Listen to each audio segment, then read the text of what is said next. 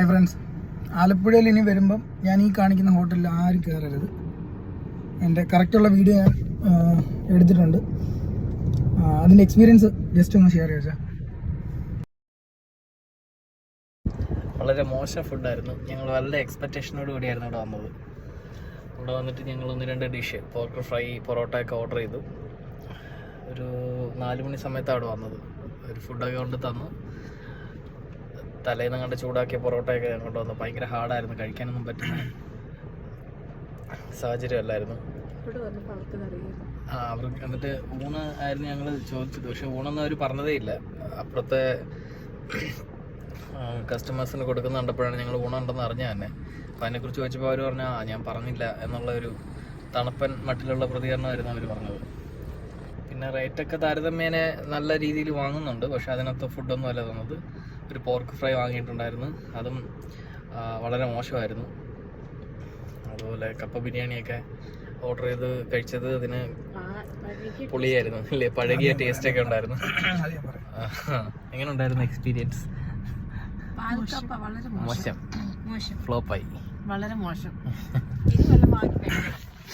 നമ്മൾ ആക്ച്വലി ഇച്ചിരി ഉള്ളിലോട്ടുള്ള ഹോട്ടലിൽ കയറി നല്ല ഹോട്ടൽ നോക്കി കഴിക്കാമെന്ന് വിചാരിച്ചാണ് വന്നത്. അപ്പോൾ റോഡ് സൈഡിലൊക്കെ കുറേ ഹോട്ടലുണ്ടായിരുന്നു. എന്നിട്ട് ഇവിടെ വന്നിട്ട് നമ്മുടെ കൂടെയുള്ള 2 പേർക്ക് നോമ്പായിരുന്നു. അപ്പോൾ അവർക്ക് ഒരു 2 പാൽക്കപ്പയും ഞാനൊരു കപ്പ ബിരിയാണിയും ചേട്ടനൊരു 2 പൊറോട്ട ഒരു പോർക്ക് ഫ്രൈയും പറഞ്ഞു. അപ്പോൾ അതിൻ്റെ രസം എന്ന് വെച്ച് കഴിഞ്ഞാൽ പൊറോട്ട നമുക്ക് കൈ കൊണ്ട് മുറിക്കാൻ പറ്റത്തില്ല, കടിച്ച് കഴിക്കാനും പറ്റത്തില്ല. അതും എന്തോ റൊട്ടിയേക്കാളും കട്ടിയാണ്. അപ്പം പൊറോട്ട വേണ്ട, 2 അപ്പം തരാൻ പറഞ്ഞിട്ട് അവരെ വിളിച്ചു. എന്നിട്ട് പറഞ്ഞ ചേട്ടാ ഈ പൊറോട്ട കൊള്ളത്തില്ല, ഇത് ഭയങ്കര കട്ടിയാന്ന് പറഞ്ഞപ്പോൾ അവൻ സിമ്പിളായിട്ട് പറഞ്ഞളഞ്ഞ് അത് രാവിലെ വരുന്ന പൊറോട്ടയാണ് ചേട്ടാ, അത് കൊള്ളത്തില്ലെന്ന്. അവിടുത്തെ സ്റ്റാഫ് തന്നെ പറഞ്ഞു ഇവന് കൊള്ളത്തില്ലെങ്കിൽ നമുക്ക് തരാതിരുന്നാൽ പോരെ. അതുപോലെ ഇവർക്ക് നോമ്പായതുകൊണ്ട് ഊണ് കഴിക്കാൻ വേണ്ടിയിട്ടാണ് നമ്മൾ വന്നത്.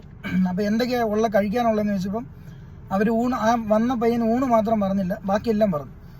അപ്പം നമ്മൾ പറയാൻ ചെയ്തത് നോയമ്പാന്ന്.